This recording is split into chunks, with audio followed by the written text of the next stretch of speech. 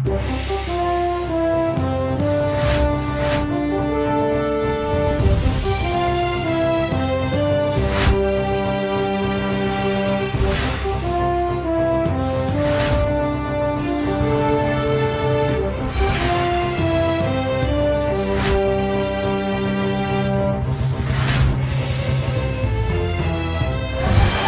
aqui no centro de Katmandu.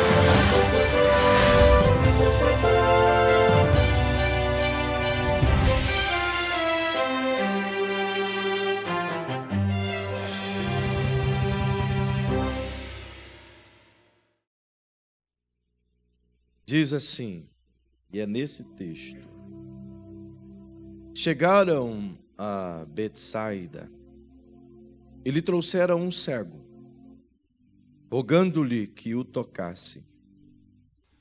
Ele tomou o cego pela mão, levou-o para fora da aldeia e, cuspindo-lhe nos olhos, e impondo-lhes as mãos, perguntou: o que vês?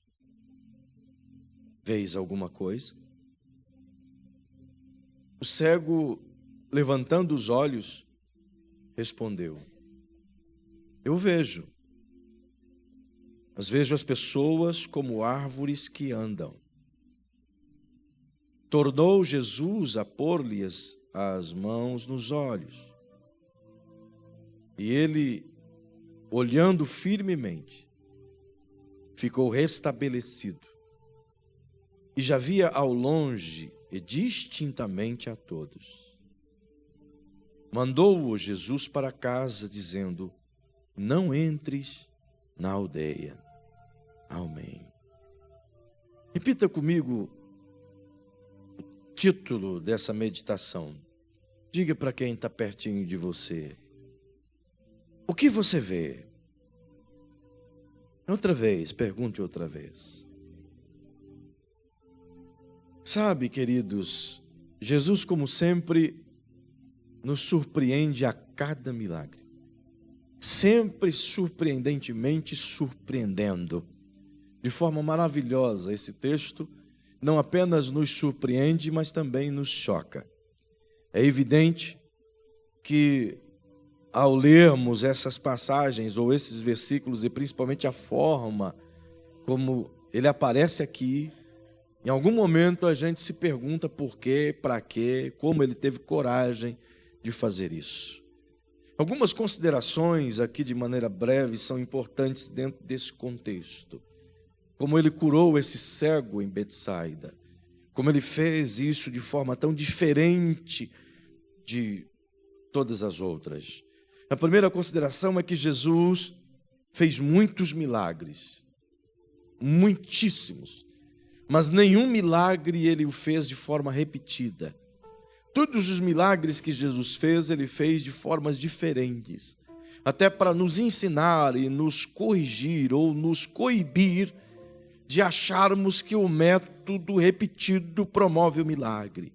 Se ele tivesse feito alguns milagres da mesma forma, se ele, por exemplo, tivesse cuspido em mais de um camarada, no olho de um camarada, nós já entenderíamos que o método de cuspir no olho seria um método de milagres.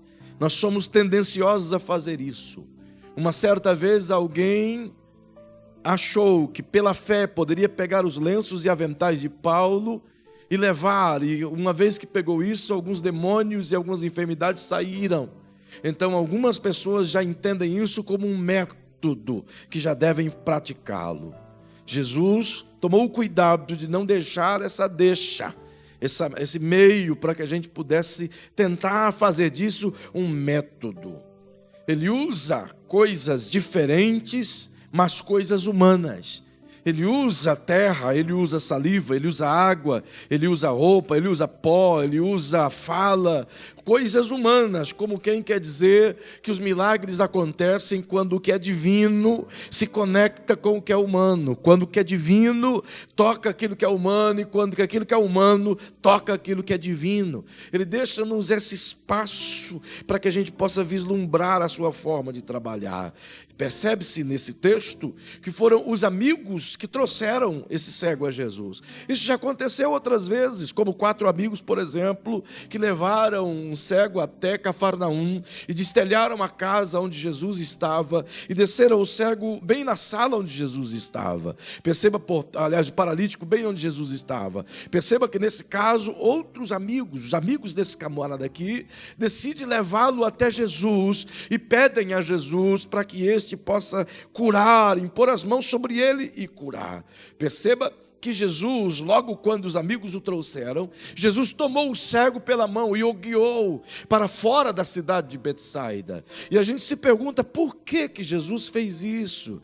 Por que não curou ele ali, junto aos seus amigos, junto à sua família, junto àquelas pessoas que estavam ali, junto aos curiosos, junto àqueles discípulos ou junto às pessoas que de alguma maneira iriam glorificar a Deus? Por que teve que tirá-lo e levá-lo para fora daquela comunidade? Bem, Betsaida já é condenada por Jesus. Lá no capítulo de Mateus, capítulo 11 do Evangelho de Mateus, e o verso 18 ao 20, você vai perceber que Jesus, de forma contundente, ele disse que Betsaida se igualava a outras cidades que teve o privilégio de crer nele, mas não creram. E ele disse: ai de ti, Betsaida, Tiro, Sidom, Corazim, se tivesse feito os milagres que foi feito aí, dentro da sua terra, em outros lugares, até mesmo Sodoma e Gomorra se converteria, mas vocês não se converteram. Era um lugar cheio de idolatria, cheio de incredulidade. Então ele decidiu tirar esse cara do meio da incredulidade, uma vez que aquela gente já não creram antes. Então por que ele iria fazer de novo um outro sinal em um ambiente cheio de incredulidade? Isso é muito sério, aqui já dá um monte de coisa, mas deixa para outro dia. Perceba que ele leva o cidadão para fora do ambiente. E lá, distante daquela vila, ele procede esse ato. Ele dá um cuspe no olho do cidadão. Imagina Jesus fazendo essa cena. Olhar Jesus cuspir no olho parece ser desagradável, e o é. Porque tem na nossa mente, de cuspe ser uma coisa nojenta. Causa nojo na gente, né? Causa um espanto, um arrepio. É uma ofensa. Dá uma olhadinha para quem está ao seu lado e diga para essa pessoa: imagina Jesus dar um cuspão na tua cara. Aí outro diz: olha, mas é cuspe, mas é o cuspe de Jesus. Inclusive tem uma igreja no Brasil que é crescente, que se chama Igreja Evangélica Pentecostal, o cuspe de Jesus.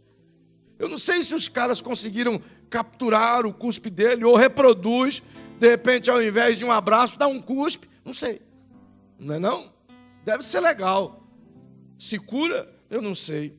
Entretanto, o que parece ser desprezível aos nossos olhos, nos ensina de maneira tangente que o Senhor quer nos dar a direção, a ideia de que toda matéria humana, ainda que desprezível, para Ele tem utilidade. Todo material desprezível aos olhos humanos, quando está nas mãos de Jesus, tem uma utilidade tamanha. Significa que nada é descartável quando Jesus está no contexto. Ninguém faria o que Jesus fez, mas ninguém se ocultaria de receber o que Jesus quis dar através desta ação. Perceba que à medida que ele faz essa atitude para com o cego, imediatamente ele já impõe as mãos sobre o olho do cego. E logo que tira as mãos, ele faz uma pergunta: o que você vê? Está vendo alguma coisa? E o cego, com o olho meio embaçado, tirando, eu imagino, né, a catarrada de Jesus, tirando aquilo lá, ele abre o olho e diz: olha, eu vejo, mas eu vejo as pessoas como árvores andando. Perceba que o milagre já aconteceu, porque antes ele não via nada. Agora ele diz: eu vejo. Perceba que ele não era cego de nascença, porque ele sabia identificar o que ele estava vendo. Ele diz: eu vejo pessoas, sinal que antes ele já tinha visto pessoas. Então aconteceu algo que ele ficou cego.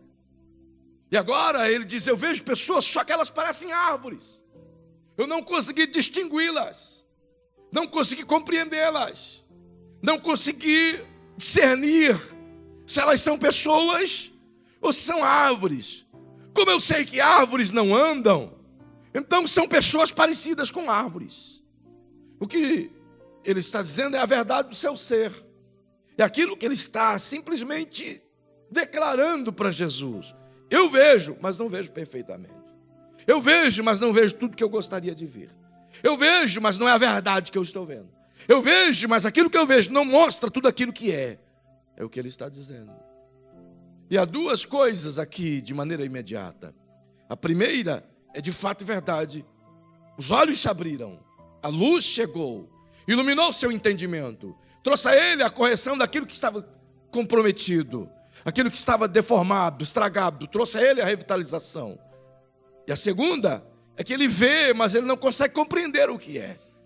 E isso que Jesus utiliza esse milagre para nos levar a uma sequência de coisas importantes, não diretamente ligadas ao milagre, mas o que se entende a partir do milagre, e a partir daquilo que Jesus quer nos ensinar.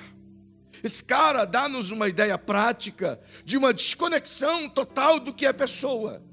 Porque à medida que ele não consegue entender, ou classificar, ou discernir, ou determinar, ou declarar o que ele vê de verdade, é a mesma medida da desconexão.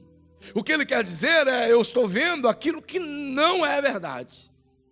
Ele quer nos ensinar que a gente olha as pessoas, fomos iluminados por ele de uma forma majestosa, alcançamos a salvação, tivemos o privilégio de ter os nossos olhos abertos, passamos a ver coisas incríveis, mas em algum momento da vida, ou no começo, ou no meio, ou no fim, a gente passa a ter a mesma situação desse cidadão aqui, e não conseguimos mais ver as coisas como Deus vê, ou ver as pessoas como Deus vê, ou olhar as pessoas como Deus olha, e a gente olha elas de um jeito, mas a verdade por trás é outra.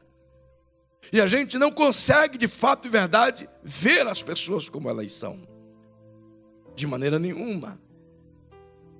É como você pegar uma fruta de plástico como essa aqui. Dá para pegar uma bagaça dessa? Dá uma menorzinha aí para mim. Esse. Olha que coisa mais linda, irmão. Suculenta, hein? Dá até vontade, olha.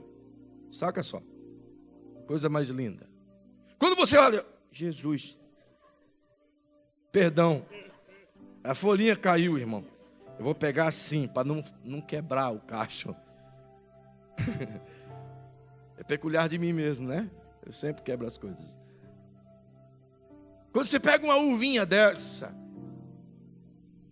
e eu coloco ela na minha mão, uma só, não precisa ser o cacho todo, e eu lhe perguntar o que você vê, pergunte para quem está ao seu lado, o que você vê na mão do pastor?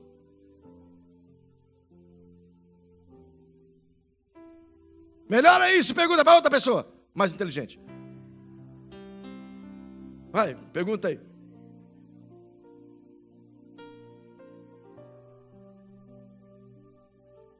Ele quis ser mais inteligente e colocou o plástico. Um cacho de uva, é o que você vê. Mas se você fizer essa mesma pergunta para Deus, o que Ele vai te responder? Pergunte aí para o irmão que está perto de você, o que Deus vai dizer? Vejo uma uva? Deus vai dizer, não, senhor.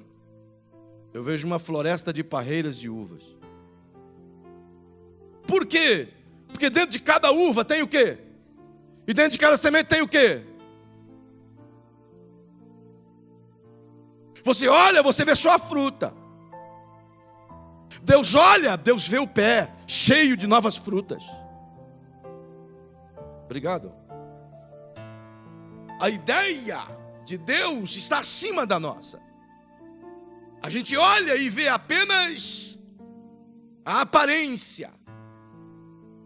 Nós temos uma vista das coisas, mas nós não temos a verdade das coisas. Nós temos a substância das coisas, mas nós não temos a verdade atrás da substância. Nós temos a materialidade das coisas, mas nós não temos a verdade atrás da materialidade. Quando você olha uma pessoa, você vê a substância, você vê a materialidade, você vê o físico, o palpável, a pessoa. Mas essa não é a verdade. É por isso que você conversa com pessoas, ela está com um sorriso no rosto, mas por dentro ela está arrebentada. Você conversa com gente, está feliz da vida por fora, mas por dentro queria se matar. Você encontra pessoas que disfarçam seu semblante. Ela aparenta aquilo, mas a verdade é outra. Você encontra pessoas boazinhas de aparência, mas quando sai da tua presença é outra, porque a verdade está escondida. É isso que Jesus, de maneira tão pujante, lá no capítulo 11, o verso 20 de Mateus, ele diz assim: o que o homem não é aquilo que a aparência mostra, mas é aquilo que está dentro do seu coração. Não é o que o homem come que o contamina, mas é o que sai dentro dele, é o que sai do seu coração. Pois diz Jesus, o que tem dentro do coração é o adultério, é a morte, é a cobiça, é a fornicação, é a derrota. O que a gente vê não é a verdade. O que esse cara está dizendo é: eu vejo, mas não vejo a verdade. Eu vejo, mas não vejo como deveria ver. Eu vejo, mas não é exatamente aquilo que o Senhor quer que eu veja. Por isso eu lhe faço uma pergunta essa manhã de novo, e peço que você pergunte para quem está ao seu lado: o que você vê? O problema não é o que você vê. Aliás, chacoalhe o irmão para ele ficar bem animado, bem cheio de Deus, porque vai comer a feijoada, mas daqui a pouco cheio do Espírito Santo, eu acho. Diga para quem está perto de você, diga: o problema não é o que você vê. O problema é o que você não vê. Esse é o nosso problema. É o que a gente não vê nas pessoas. É o que a gente não consegue ver, sabe? Além dos nossos olhos. Nós não vemos as pessoas como elas são, e principalmente como Deus as vê. E também não vemos os nossos filhos como Deus vê. Vou dizer de novo. Nós não vemos as pessoas como Deus as vê. E da mesma forma, não nos vemos e não vemos os nossos filhos como Deus os vê. Nós temos essa grande dificuldade. E é isso que esse texto se descortina diante de mim. Eu poderia ir longe, mas o tempo voa. Embora eu disse que eu posso ir até 12:30, porque feijoada só sai até 12:30. Brincadeirinha. Alguns irmãos já pensou em levantar de imediato.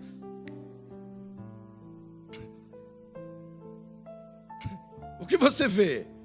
Bem, eu perguntaria isso a Deus. E diria: Deus, o que o Senhor viu? O que o Senhor vê em Adão? Afinal de contas, ele fez um homem só. O Adão era um só. E o que Deus viu em Adão? O mesmo que ele viu no cacho de uva. Quando ele olha para dentro do Adão, ele viu você dentro dele. Ele viu a humanidade inteira dentro dele. Dentro de um homem só estavam os trilhões de seres vivos, humanos, que ele criou. E ele os criou todos de uma só vez dentro de Adão. Só estão esperando o momento para nascer. Já vos disse várias vezes que Deus termina primeiro para depois começar. Quando ele olha para Adão, ele te viu. Então você já estava lá. Você já existia lá. Mas ele olha para dentro do Adão e ele vê um Enoque. Ele olha para dentro de um Enoque e ele vê um Noé. Ele olha para dentro de um Noé e ele vê um Sem. Ele olha para dentro de Sem e vê Terá. Ele olha para dentro de Terá e vê Abrão. Ele olha para dentro de Abrão e vê Isaac. Ele olha para dentro de Isaac e vê o Jacó. Ele olha para dentro de Jacó, vê Levi. Ele olha para dentro de Levi e vê Moisés. Ele olha para dentro de Moisés e vê Israel. Ele olha para dentro de Num e vê Josué. Ele olha para dentro de Ruth e vê Jessé. Ele olha para dentro de Jessé e vê Davi. Ele olha para dentro de Davi e vê Natã. Ele olha para dentro de Natã e vê Jesus. Ele olha para dentro de Jesus e vê a igreja.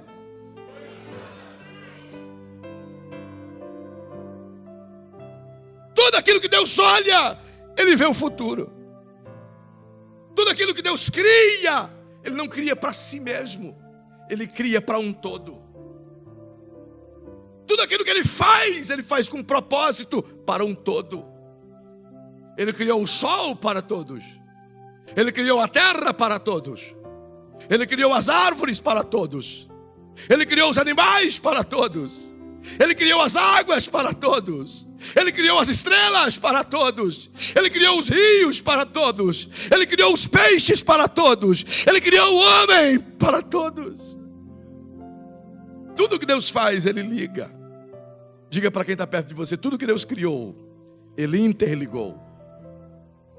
Não, você não entendeu, eu vou dizer de novo. Pega assim, ó, com uma corrente no braço do teu irmão, isso, de jeitinho assim, ó. Isso, de jeito assim, ó. Isso, entrelaça aí. Agora diga bem forte para essa pessoa: tudo que Deus fez, Ele interligou.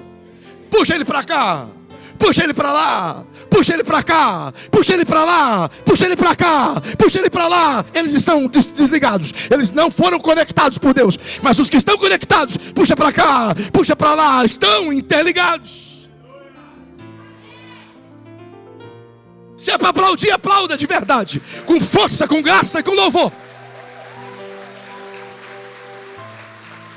Você foi interligado.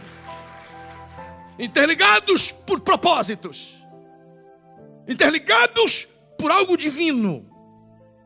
Interligados por uma decisão divina.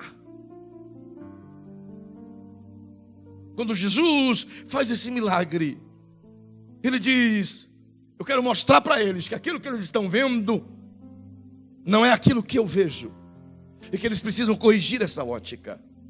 É por isso que há dois momentos: o de ver e o de ver claramente.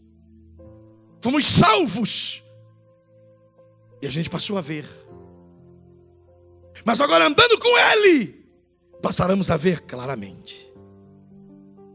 Fomos salvos, olhamos as pessoas e vemos pessoas como árvores. Mas quando Ele de novo nos unge e andamos com Ele, então passamos a ver distintamente, claramente. Então passamos a ver aquilo que Ele quer que a gente vê. Bem, eu olhando para essa cena, tenho coragem para dizer que aquilo que vemos não é aquilo que Deus vê. Jesus olhava as pessoas como pessoas. Aquele homem olhava as pessoas como árvores. E nós temos a mesma atitude, não apenas para com pessoas, mas muito especialmente para com aqueles que circundam a nossa vida, como nossos filhos, por exemplo. Temos dificuldade de ver os nossos filhos como Deus vê.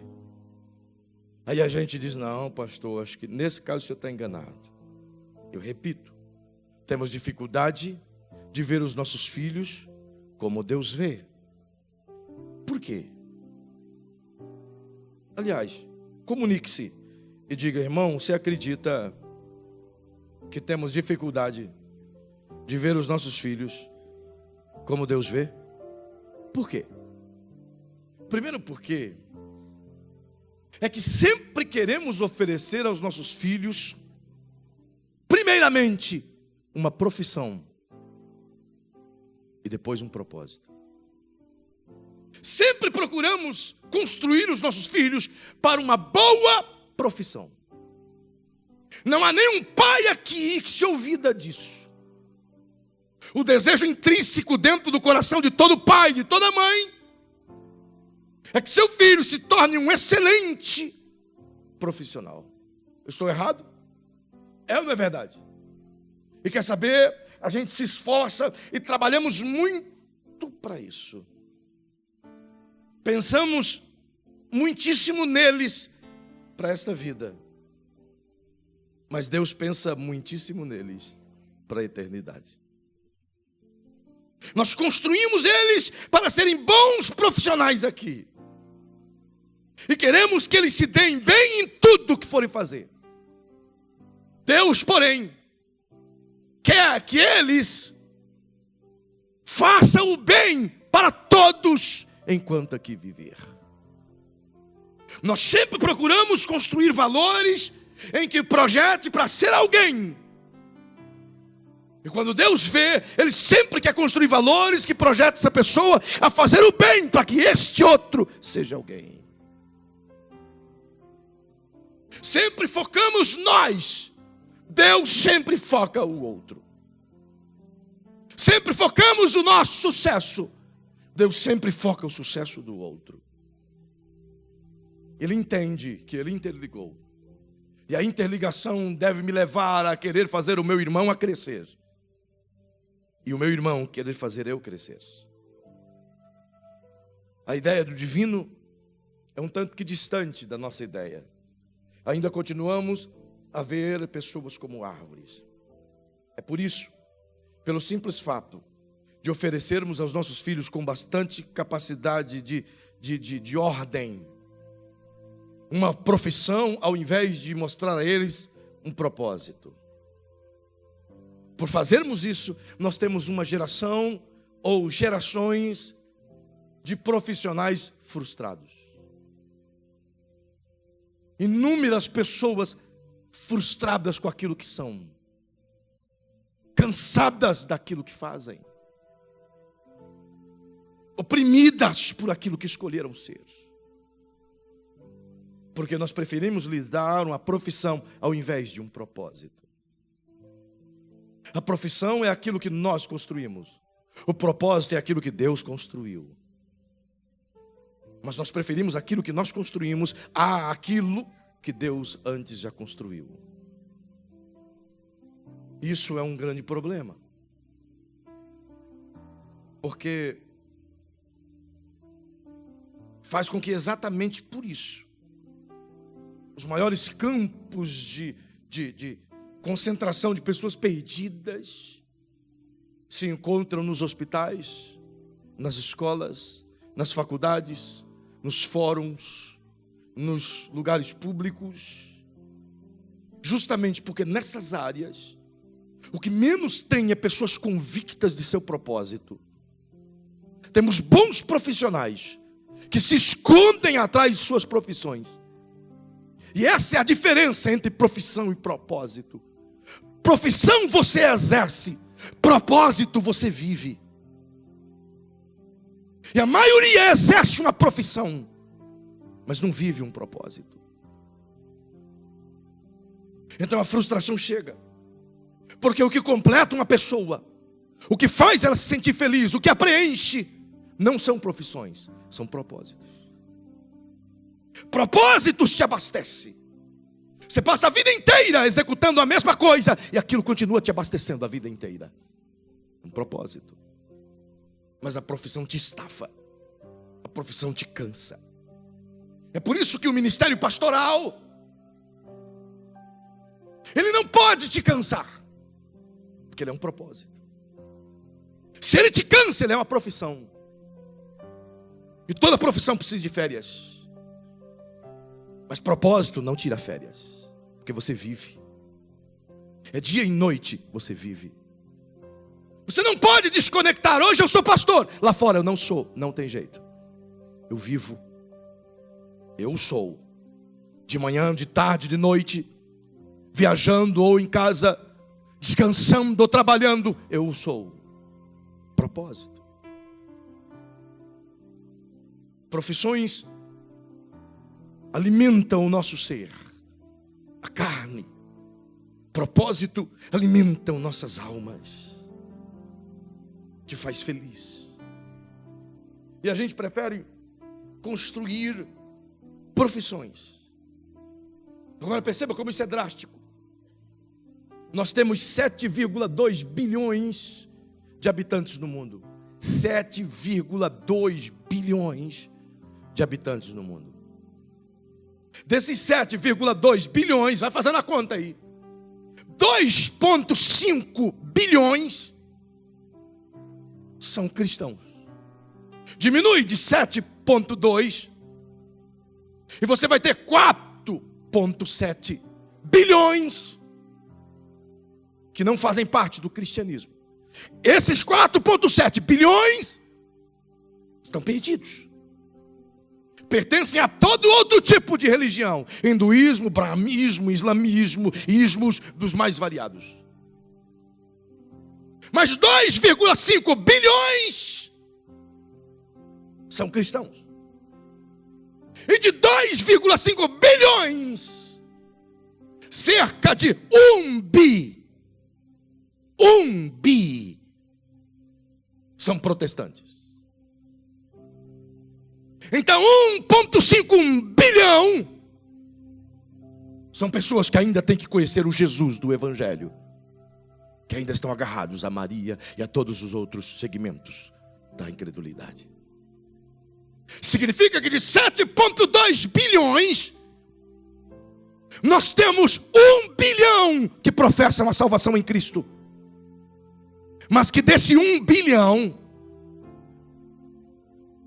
60% deles são nominais.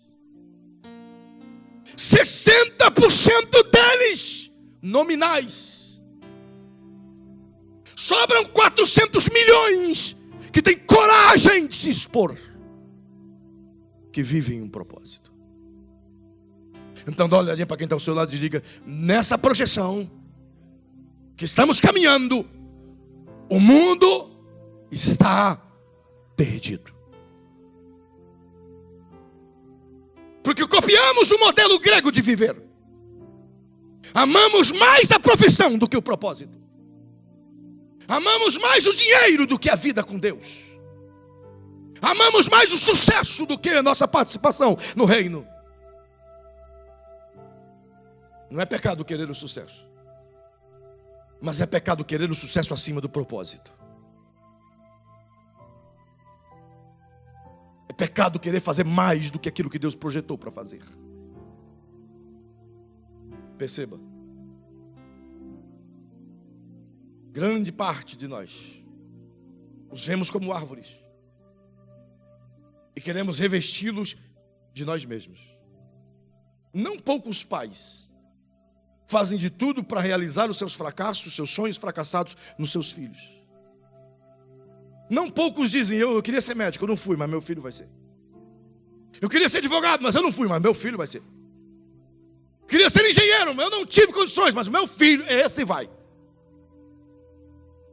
E o filho quer ser cozinheiro, mas o sonho dele é que o pai quer que ele seja engenheiro.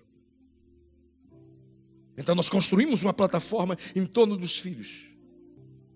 Diga para quem está ao seu lado: antes de escolher a profissão, deveríamos descobrir o propósito.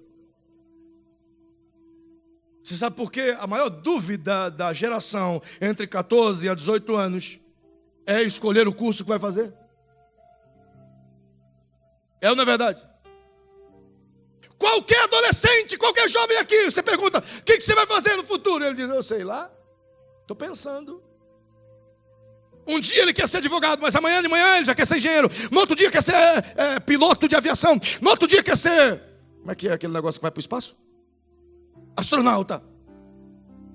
Uau! Não era mais fácil a gente trabalhar como Deus quis que trabalhássemos? Descobre o propósito. E o propósito te encaminha na profissão que Deus já te colocou dentro dela. Quando a gente inverte as polaridades, então o esforço passa a ser nosso. É por isso que sofremos. Mas quando você descobre o seu propósito em Deus, Deus é que financia. Mas a gente faz o inverso. Sempre o inverso. E continuamos batendo na trave o tempo todo. Sabe? É incrível. Nós temos um gigantesco desafio. Essa cena me mostra isso. E o desafio é triplo. Diga para quem está ao seu lado: o maior desafio de nossa geração, primeiro, é não ser aquilo que os outros querem que você seja. Meu irmão, esse desafio é enorme.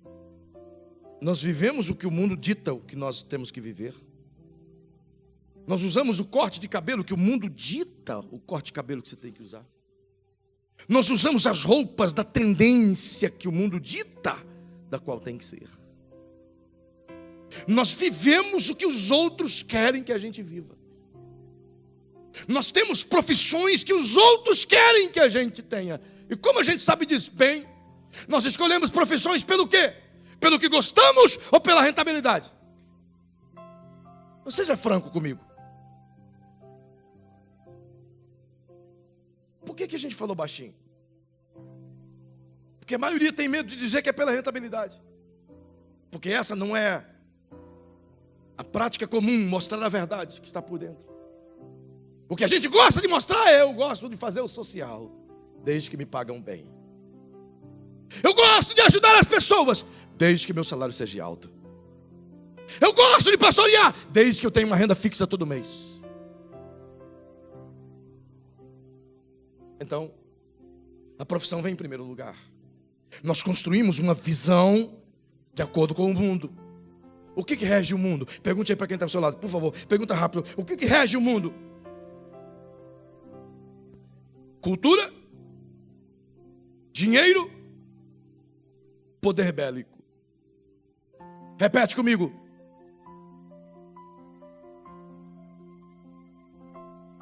O mundo é dominado por essas três coisas: quem tem cultura, quem tem dinheiro e quem tem armamento. Você tem as três? Então o mundo diz: difícil você ter cultura? É. É difícil ter arma bélica? É. Mas ter dinheiro, luta que você consegue.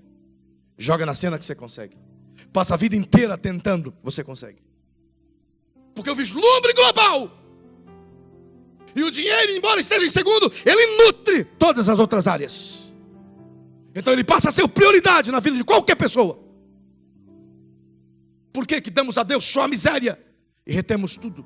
Porque o dinheiro é mais importante do que Deus.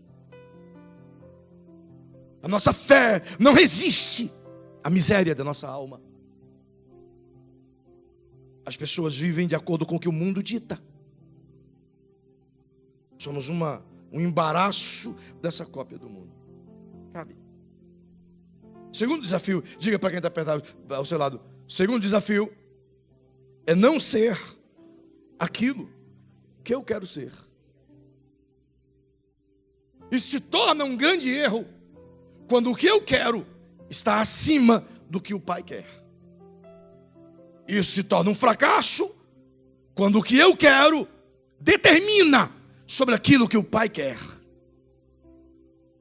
Se Ele é a fonte de tudo, como posso eu determinar a fonte?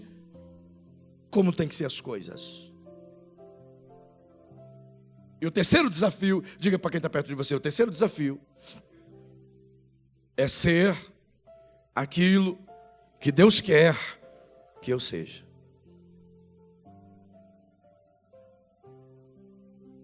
Mas aqui que encontra o segredo. Como descobrir isso? Como encontrar isso? Como achar o seu propósito? Sabe? Antes de eu te responder essas coisas, permita tentar te dizer. O propósito é tão importante que o diabo não pode, ele não pode, escuta isso, ele não pode roubar o propósito de Deus em sua vida. Eu vou dizer outra vez para você memorizar.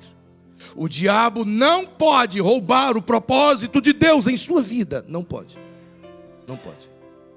Mas ele pode e consegue te desviar da rota de execução do propósito. Ele não tira, porque ele não pode.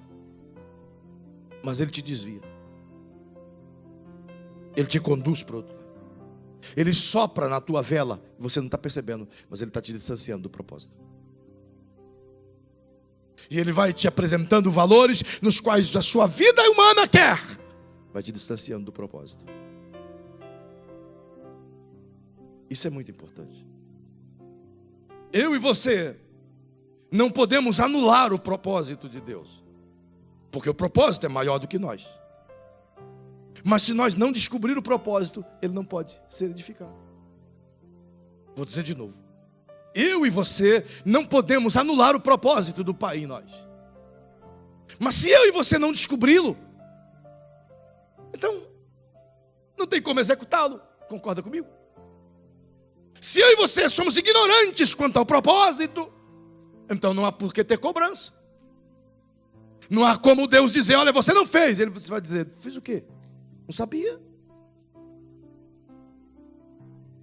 E isso se faz extremamente importante. É onde Jesus foca aqui. Ele nos leva a ver uma igreja que vê. Mas ele nos leva a ver que somos uma igreja que não vê aquilo que ele vê.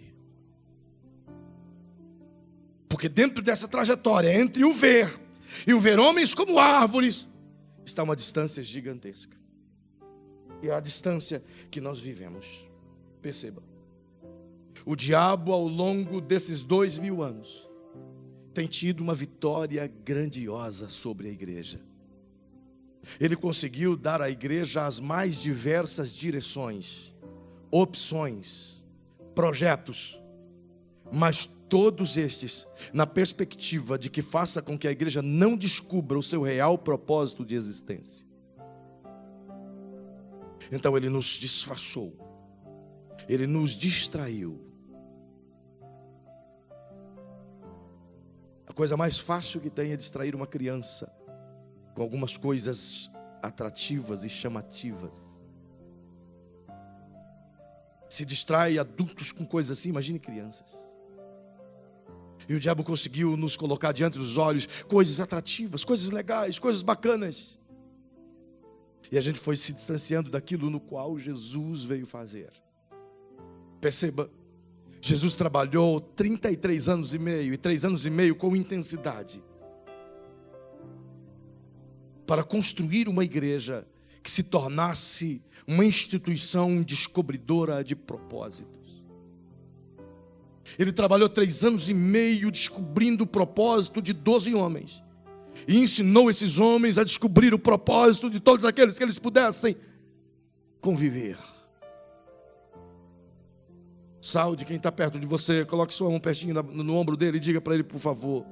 Diga, Jesus teve a intenção de construir uma igreja que se tornasse a maior agência descobridora de propósito desse mundo. A igreja nasceu para isso, para descobrir propósito e patrociná-lo, descobrir propósito e canalizá-lo, descobrir propósito e impulsioná-lo.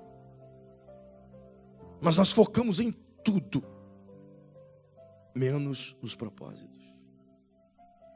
E qual a diferença? Para você focar em propósito, você precisa focar em pessoas. Você precisa investir em pessoas. Você precisa trabalhar com pessoas. E trabalhar com pessoas é cansativo. Trabalhar com pessoas é extasiante. Trabalhar com pessoas é decepcionante. Trabalhar com pessoas causa pânico em muitos. Então vamos mudar o foco. Vamos trabalhar com coisas. Vamos trabalhar com todos os segmentos, menos pessoas. Vamos tornar religiosos movimentos. Vamos construir mecanismos humanos de manipulação. Vamos transformar igrejas em monumentos. Vamos deixar de lado as pessoas, porque elas dão muito trabalho. Descobrir propósito dá trabalho. Investir em propósito dá trabalho. Então ele conseguiu mudar isso. Ele conseguiu tirar isso. E a igreja passa 2000 anos de sua história focada em coisas, matando pessoas por causa de coisas, destruindo sociedades por causa de coisas, matando famílias por causa de coisas. E os nossos dias não são diferentes. A briga entre as igrejas não são por pessoas, são por coisas. São por números, são por status, são por dinheiro, é por know-how. Enquanto que Jesus está dizendo, o importante não é coisas, são pessoas. Quando ele ensinava sobre isso, ele disse uma história, uma parábola. Certo dia descia um sacerdote de Jerusalém para Jericó. E no caminho ele passou de largo e vinha vindo um homem subindo, um samaritano. E ele foi assaltado e ficou no caminho meio morto. E quando o sacerdote passou, ele pensou: cara, que situação desse pobre coitado. Oh, judiação, meu Deus, como a humanidade pode ser tão cruel, fazer tanto mal a um homem. Olha, coitadinho, judiação. Mas eu tenho uma conferência sobre ação social, sobre amor ao próximo, lá em Jericó. E se eu parar para atender, eu vou deixar de ensinar aqueles que vão fazer mais. Se eu atender um, eu posso deixar de ensinar aqueles que vão atender muitos. Então, olha, Deus cuida, não deixa morrer não. Deixa morrer não, que eu vou cuidar do meu compromisso. Aí eu voltando, eu atendo. E o cara continua lá gemendo. E ele foi para o compromisso dele. Era um sacerdote. Então desceu um levita, o que cuida das coisas do templo, o que se envolve com as coisas. O levita olhou e disse: misericórdia, Jesus, misericórdia, como diz o irmão Ronaldo. Misericórdia. Enfim. E aquele cara sangrando, morrendo. E o levita disse: puxa, como eu gostaria de ajudar, mas eu tenho que ministrar o culto já já ali na comunidade. Vai começar o louvor e eu não posso fazer o louvor. Sabe, se eu ajudar esse indivíduo, vou atrasar o culto. Mas aí vem um samaritano subindo. O samaritano não pode se comunicar com o judeu. E o judeu está caído, está meio morto. E o samaritano simplesmente desce do seu cavalo e olha aquele cara e vê ele meio morto e diz: oh, coitadinho, é um judeu, bem feito para esse judeu. É isso aí que dá ser judeu. Tem um compromisso, coitado, mas não posso deixar ele aqui. Meu compromisso que espere. Quer saber? Levantou o cara, limpou as feridas, pegou o cara, colocou na sua cavalgadura e ele foi puxando o cavalo a pé até chegar na cidade. Quando chega na cidade, na hospedaria, ele diz: olha, hospedeiro, eu quero que você cuide desse cara, está aqui uma parte do dinheiro, faz o que tem que te fazer, e se gastar mais, quando eu voltar eu lhe pago tudo. Deixa esse cara nos trinque, limpo, curado, transformado, faz o melhor por ele. O que Jesus está ensinando: pessoas são infinitamente mais importantes do que coisas. Pessoas são infinitamente mais importantes do que compromissos. Pessoas são infinitamente mais importantes do que programações de culto. Pessoas são infinitamente mais importantes do que a vida social. Pessoas são infinitamente mais importantes do que os recursos financeiros. Pessoas é o foco do evangelho. Pessoas é o alvo de um propósito. Diga para quem está ao seu lado: o teu propósito nunca está associado a coisas, mas o teu propósito sempre está associado a pessoas. Eu vou terminar, sabe por quê, queridos? Porque o teu propósito vem antes da tua profissão. Antes de qualquer profissão, nasceu o propósito. Como Deus fez todas as pessoas? Pergunte aí para quem está ao seu lado: como Deus fez todas as pessoas? Interligadas. Coloque o bracinho aí de novo. Você não entendeu, então eu vou ter que fazer de novo, repetir. É igual na escola. Não aprendeu, tem que fazer a prova de novo. Coloque o bracinho aí. Interligado. Interliga. Agora vocês vão ficar crente ou não? Interliga. Interliga. Puxa. Puxa. Puxa aí. De um lado para o outro. Puxa. Puxa, puxa, puxa, puxa. Que jeito você está? Que jeito você está? Que jeito você está? Faz barulho. Que jeito você está? Propósitos interligam pessoas.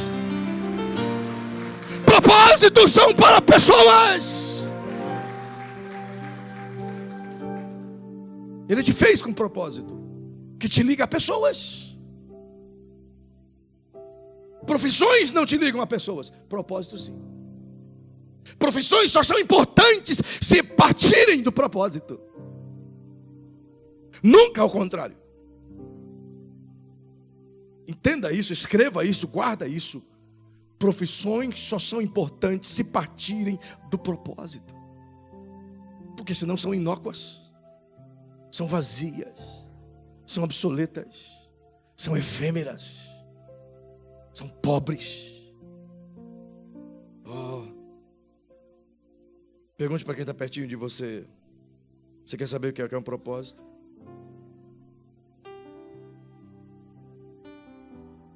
Oh, antes saiba disso. Propósito, Xande, nasceu antes de você. Diga aí para quem está ao seu lado, o seu propósito nasceu antes de você. Não foi você nasceu e Deus fez um propósito para você. O propósito foi criado, então Deus te fez para aquele propósito. Não, você não entendeu. Eu vou de novo. Tem que entender, não é? Pode subir aqui. Tem que entender. Diga, você não nasceu a partir de si mesmo, mas Deus fez um propósito, então te fez, te encaixando no propósito.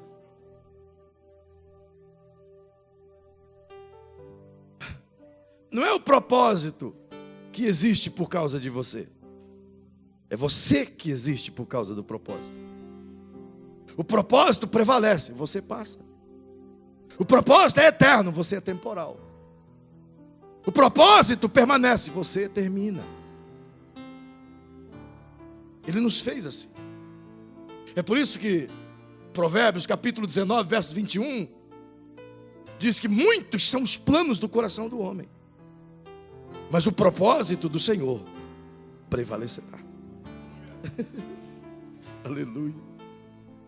Algumas bíblias das versões, se não estou enganado, Almeida atualizada, vai dizer: muitos são os planos do coração do homem, mas o conselho do Senhor prevalecerá. Diga para quem está pertinho de você, no ouvido dessa pessoa, diga: sabe, antes de você nascer, antes que nada existisse, e antes de você nascer, Deus Pai viu que teu pai e tua mãe ia se unir. Então Ele fez uma reunião com Ele mesmo e com o Filho e com o Espírito Santo, e começou a tratar a teu respeito. Ele tomou um conselho com Ele mesmo e disse: este vai nascer com um propósito tal. Quando a eternidade estava sendo formada, Ele pensou em dar um propósito a você. Isso é maravilhoso. Por isso é importante descobrir o propósito. E o que é propósito? Bem, eu termino tentando te levar a entender que propósito é a razão principal, original de sua existência. Propósito é a razão original pela qual aquela pessoa foi criada. Você foi criado por algo específico, é o teu propósito. E o que a gente precisa fazer é descobrir o propósito. E o que o diabo conseguiu fazer é tirar da igreja essa visão de descobrir o propósito.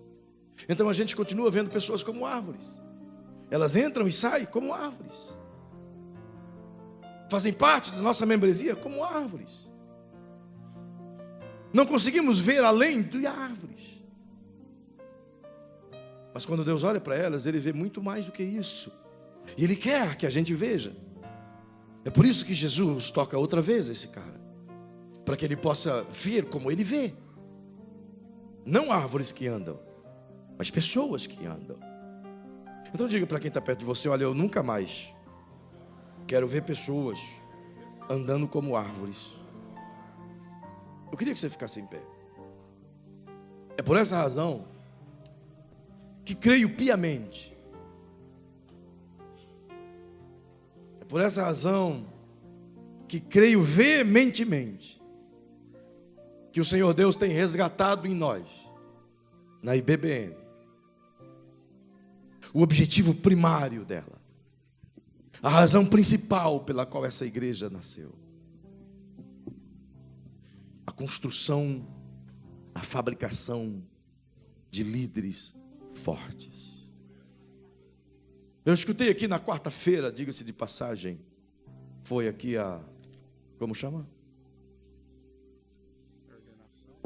Ordenação da Ordem dos Pastores Batistas do MS, recebendo o pastor Eugênio e a pastora Antonieta. Que pena que você não veio. Abro um parênteses para dizer, nós temos na mentalidade que é uma coisa muito chata, maçante, e está errado não, mas aqui foi diferente, fizeram diferente. Como dizem a história, nunca na história desse país a ordem honrou pastores que não são da ordem, como honrou os nossos pastores e pastoras aqui. Fizeram isso, e foi bênção. Fizeram com muita educação. E eu confesso que fiquei um tanto que triste. Porque quando você recebe visita em sua casa, é deselegante. Completamente deselegante. Você sair de casa, deixar a visita sozinho. É completamente deselegante. E não condiz com a elegância e com a educação da IBBN. Se tem um evento, é deselegante não vir. Se tem pessoas convidadas, é deselegante não vir. Desonra, é feio. E vocês não são assim. Então no próximo, eu creio que vamos vir, porque somos diferentes. Não podemos tratar os outros como eles nos tratam, temos que tratar os diferentes como Jesus os trata. Fecha parênteses. E nessa quarta, quando teve esse evento, e aqui foi dita uma frase por um dos pastores, que desde que conhece essa igreja, há 33 anos atrás, sabe que a IBBN foi uma fábrica de pastores, de líderes. E o que Deus quer é que saia desse campo de visão e que a IBBN se torne uma potência de liderança para o país todo. Talvez você não vê, mas o propósito de Deus para essa igreja é construir grandes profissionais para alcançar o mundo, é construir presidentes, é construir governos, é construir líderes que impactarão a nação, sim, saindo dessa casa com uma visão de reino diferente. Talvez você não vê, mas eu já vi. E eu vou terminar essa mensagem, que vai virar um livro de propósito. E eu queria que você direcionasse para quem está pertinho de você e diga para essa pessoa: querido, a definição prática de propósito é exatamente aquilo pelo qual você nasceu, para abençoar alguém. Você nasceu para resolver o problema de alguém. Agora, melhora isso e diga para quem está pertinho de você: a solução dos meus problemas está em você. Uau! Tem coragem de fazer isso de novo? Acha outra pessoa e diz: a solução dos meus problemas está em você.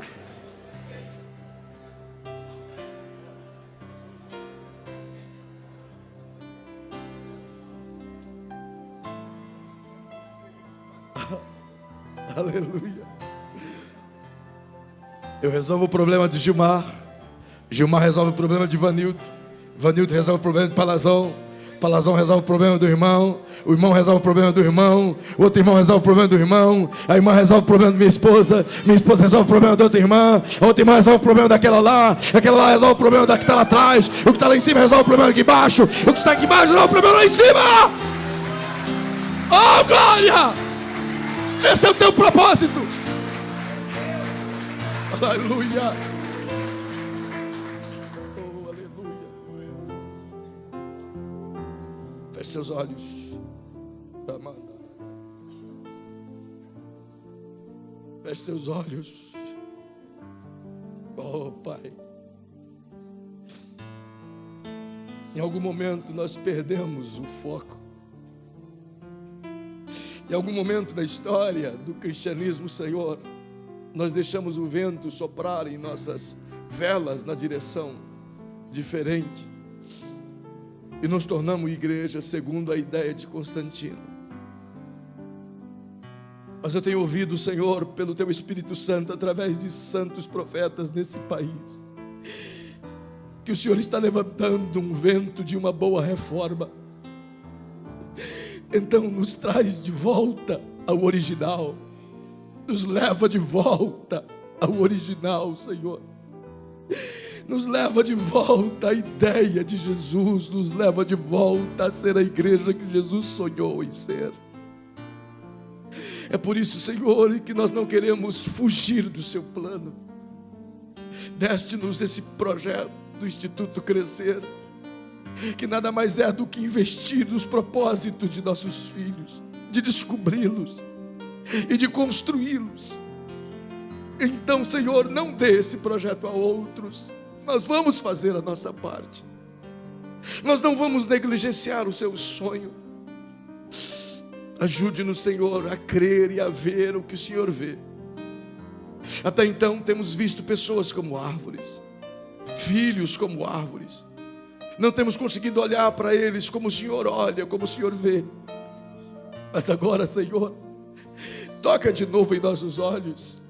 Tira as escamas, se for o caso, e faz com que possamos ver aquilo que o Senhor está vendo. A cada um de nós aqui, ao olharmos para quem está ao nosso lado, o nosso vizinho, possamos realmente ver o que essa pessoa é em Ti, o que o Senhor vê nela. Que não mais olhemos a nós apenas os nossos defeitos, pois isso nos afasta, mas ajude-nos a olhar uns aos outros e ver o propósito. Oh, aleluia.